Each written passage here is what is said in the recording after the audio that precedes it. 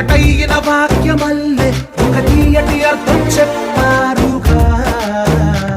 విడివిడిగా వీళ్ళు స్వరాలే కలగలిపిన రాగమల్లే ఒక కమ్మని పాటై నిలిచా.